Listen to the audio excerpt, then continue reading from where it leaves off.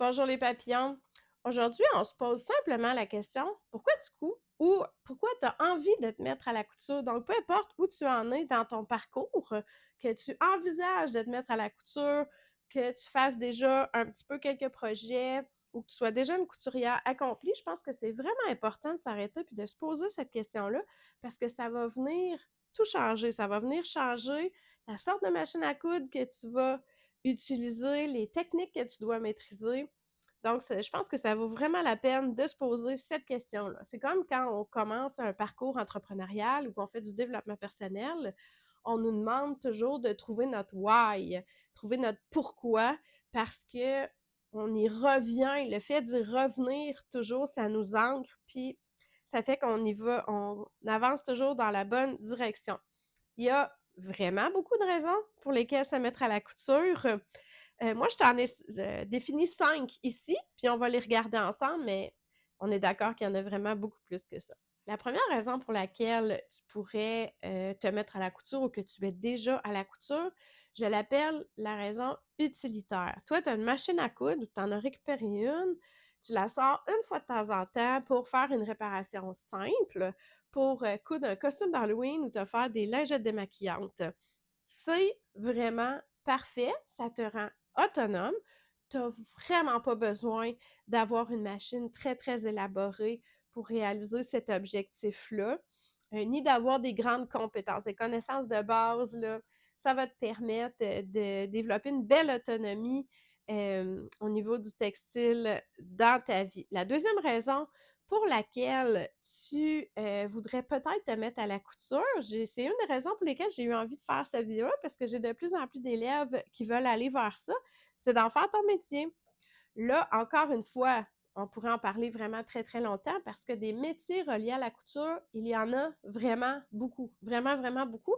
Moi, je te parle de 3, là, mais c'est vraiment beaucoup, beaucoup plus que ça. Mais allons-y avec 3, peut-être, ça va donner une idée, métiers qui sont reliés à la couture. Premièrement, tu pourrais avoir envie d'être designer, faire une Chanel de toi-même. Sache que souvent, les designers ne vont à peu près jamais coudre.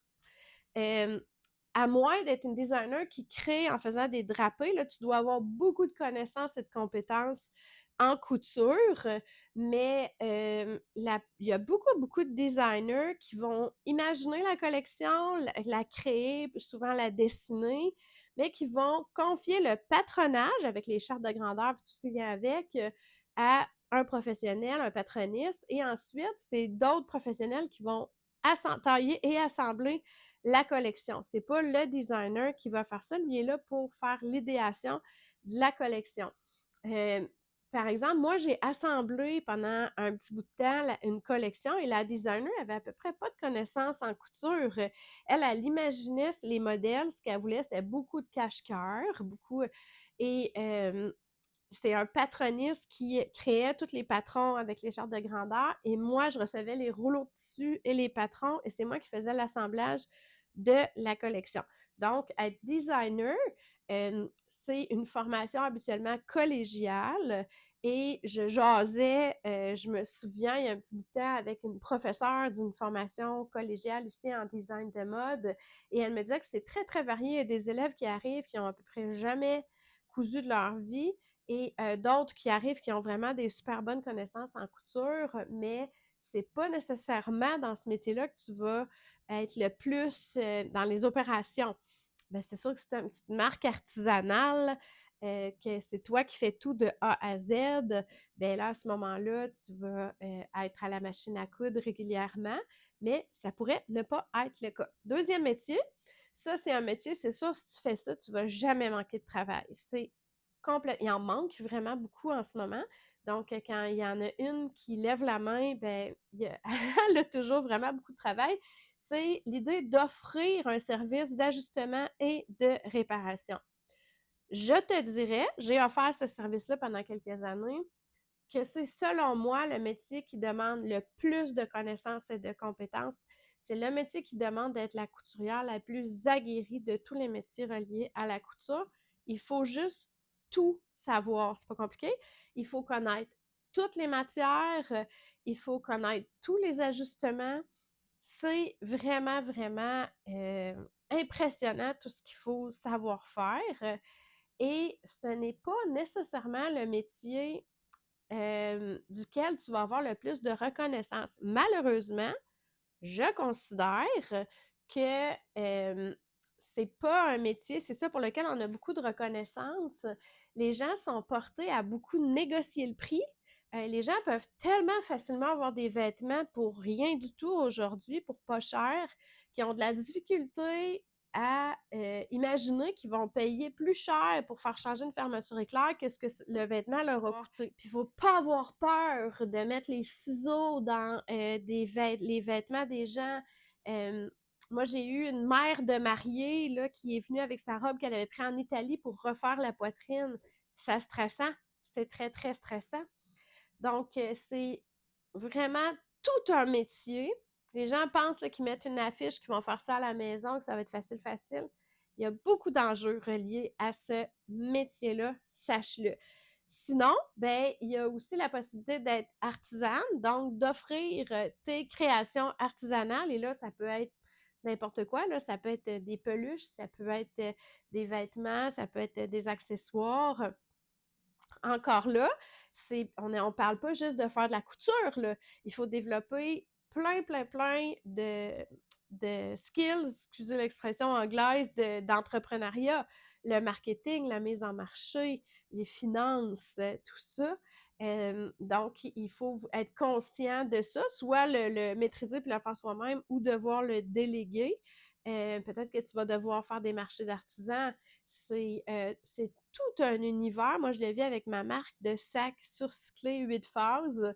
C'est tout un univers, puis ça se fait pas en claquant des doigts la première année, là. C'est travailler avec des influenceurs, tout ça, ça peut prendre vraiment toutes sortes de directions différentes. Peu importe, puis il y a plein d'autres métiers reliés à la couture, là, mais peu importe le métier que tu choisis, sache qu'il y a beaucoup de réglementations, tu ne passeras pas à côté. Il va falloir que tu sois bien assuré. Ça prend des assurances, bien entendu. Si tu confectionnes des vêtements ou des accessoires pour les enfants, pour les bébés, les assurances sont astronomiques. C'est vraiment, vraiment cher. Ça a beaucoup augmenté dans les dernières années. J'ai des collègues qui ont juste abandonné parce que ça s'est rendu vraiment très, très dispendieux. Si tu fais des peluches, des coussins, quelque chose qui est rembourré, ça va te prendre un permis de rembourrage. Et peu importe ce que tu coûtes, il faut vraiment bien t'informer sur l'étiquetage. Il y a toute une réglementation par rapport à l'étiquetage. Les fibres qui sont utilisées, elles doivent être mentionnées. Donc, il faut que tu te renseignes comme il faut et que tu mettes les bonnes étiquettes sur ce que tu proposes. Peu importe le métier que tu choisis, ça va être très, très aidant d'avoir des machines qui sont plus spécialisées. Le fait d'avoir une machine industrielle, sache qu'une une piqueuse droite, ça ne fait qu'une couture droite. Ça ne fait pas de zigzag, ça ne fait pas de boutonnière, ça fait que ça. Ça va beaucoup plus vite, mais vraiment beaucoup plus vite. Même si tu aimes ça, prendre ton temps, puis prendre le temps de faire des belles coutures. La mienne, par exemple, elle a une genouillère qui permet de lever le pied de biche. Le temps que j'économise juste avec ça, c'est complètement fou. J'ai une place sur ma pédale, j'appuie, puis ça coupe le fil. Ça aussi, comme ce sont des gestes que je répète des centaines de fois dans la même journée, c'est vraiment, vraiment, ça change la donne. Puis oui, ça coupe plus vite, ça y va, là, ça va vraiment, vraiment plus vite. Pour avoir des finitions vraiment plus soignées, peu importe que tu offres un service de réparation, d'ajustement ou que tu offres des choses que tu as cousues toi-même, ben, des machines plus spécialisées comme une recouvreuse ou une surjeteuse, ben, ça va offrir des finitions vraiment plus soignées. Donc, c'est sûr que c'est plus difficile d'aller vers ces métiers-là avec une machine domestique. Ça se fait, mais tu n'auras pas la même qualité, puis tu n'auras pas la même capacité de travail avec une machine domestique. Troisième raison pour laquelle tu voudrais te mettre à la couture ou raison pour laquelle tu couds, c'est de coudre tes propres vêtements. Créer ta garde-robe, c'est sûr que c'est vraiment merveilleux parce qu'on peut vraiment créer des vêtements adaptés à notre morphologie. Est-ce que tu es au courant que les vêtements qui sont sur le marché sont créés pour une silhouette en sablier, en X, et un bonnet B. Ça se peut que ta morphologie ne ressemble pas à ça. Peut-être que tu as un style que tu ne retrouves pas sur le marché, donc tu veux créer toi-même tes vêtements. Peut-être que tu veux créer en surcyclage pour faire ta part au niveau environnemental. Créer les vêtements, sache que ce n'est pas plus difficile que de créer des accessoires ou créer de la déco. C'est juste des éléments de plus qu'il faut apprendre et maîtriser.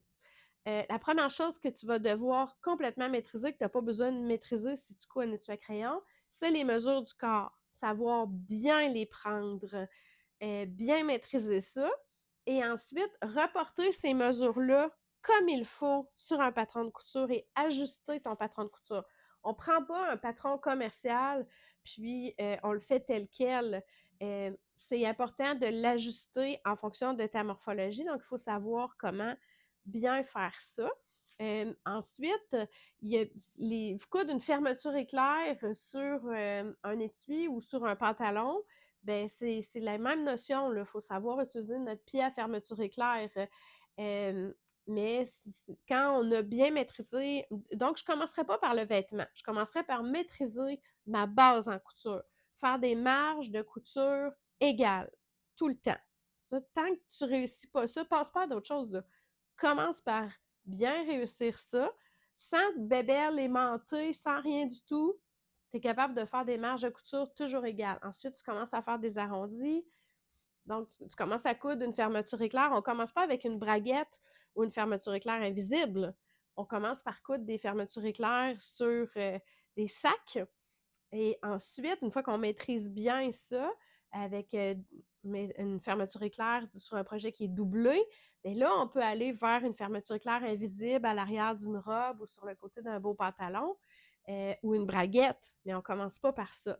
Donc, je commencerai vraiment par des projets de base, maîtriser ma base. Et ensuite, quand on veut commencer à coudre des vêtements, commencer avec des vêtements simples, qui ont beaucoup d'aisance. Tu veux, la notion d'aisance, c'est encore quelque chose que tu vas devoir maîtriser, que tu n'as pas besoin de maîtriser quand tu fais du craft.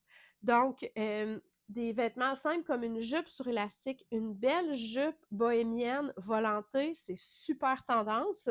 C'est vraiment, vraiment confortable et c'est super facile à faire. Là, mes petites élèves de 8-10 ans se font de très belles jupes comme ça. Et il n'y a pas de notion d'ajustement, il n'y a pas de fermeture éclair. Donc, c'est des bons premiers projets. Quelque chose qui est assez difficile à bien réussir, c'est l'encolure. Il existe des centaines de sortes d'encolures, là, mais peu importe. C'est plus facile, drôlement, de faire un capuchon que de bien réussir une encolure. Donc, un hoodie, c'est un super bon premier chandail à faire et tu vas le porter pour vrai. C'est super important là, que tu aies des victoires et que tu portes pour vrai les vêtements que tu couds, parce que si, à chaque fois que tu couds un vêtement, finalement, ah non, il n'est pas bien ajusté, finalement, tu ne l'aimes pas puis tu ne le portes pas, c'est pas une activité qui va durer dans le temps pour toi. Il faut que tu les portes pour vrai. Donc, un hoodie, c'est un super bon premier projet. Sinon, tes premiers pantalons, pour bien comprendre la notion de fourche de pantalon, comment ça marche un pantalon, les premiers, commence donc par faire des pantalons de pyjama ou des pantalons de jogging. Vraiment tout simple. Et là, ton œil va se faire là, à la troisième dimension du vêtement, à la notion comment ça marche un pantalon. Et après, quand tu vas tomber sur un premier pantalon un peu plus ajusté avec une ceinture, tout ça, ça va être beaucoup plus facile pour toi. Donc, commence avec des projets simples et oui, tu peux tout à fait te créer une garde-robe de rêve avec des notions de base. Ça se fait très bien avec une machine domestique, une bonne machine solide. Moi, je recommande vraiment beaucoup plus une machine mécanique de qualité qu'une machine électronique de base. Je ne vais pas tout répéter ça. J'ai fait une vidéo sur le choix de ta machine à coudre. Je t'invite à aller voir cette vidéo-là si tu veux. Mais avec une machine domestique de base, tu peux tout à fait te créer ta garde-robe à la maison sans aucun problème. Quatrième raison de faire de la couture, je te dirais que post-pandémie, ça a été une raison très répandue pour se mettre à la couture, c'est de coudre du zéro déchet. Je J'aime vraiment beaucoup coudre du zéro déchet, mais j'aime surtout utiliser le zéro déchet. Ça fait presque 10 ans, moi, que je suis 100% zéro déchet à la maison et jamais je ne retournerai en arrière. J'ai des serviettes de table, 3 repas par jour, déjeuner, dîner, souper. Nous, on ouvre le tiroir et on a des serviettes de table en tissu. Et là, j'en ai des brodés. Et là, j'en ai en lin. Et là, moi, là, monter ma table quand je reçois à souper, puis là, faire des pliages élaborés de serviettes de table en tissu, j'adore ça. Je trouve ça tellement, tellement beau. Euh, Tellement simple à faire. Juste apprendre à faire tes beaux coins à 45 et voilà.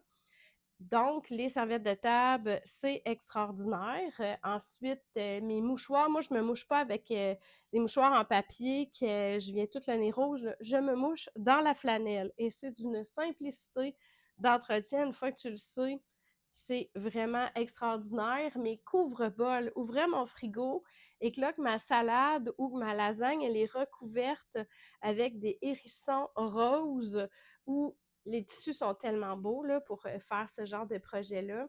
Et je n'ai pas acheté de pellicule plastique depuis vraiment plusieurs, probablement 10 ans. J'ai pas acheté un rouleau de pellicule plastique. Je m'ennuie pas de ça. J'utilise mes couvre-bols. Il y a tellement, tellement de produits zéro déchet que tu peux te coudre et qui vont faire une vraie, vraie différence dans ton quotidien.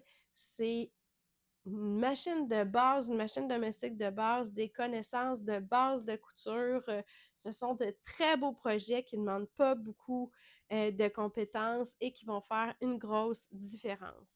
Cinquième raison, c'est la dernière que je vais donner aujourd'hui, mais soyons d'accord qu'il y en a vraiment plein, plein d'autres, c'est de coudre pour économiser. Ça peut être un objectif, toi tu coupes pour ça dans la vie, ou ça peut être une conséquence de tout ce que tu as cousu, tu as économisé même si c'était pas l'objectif au départ. Soyons clairs, là, ça peut coûter très cher faire de la couture.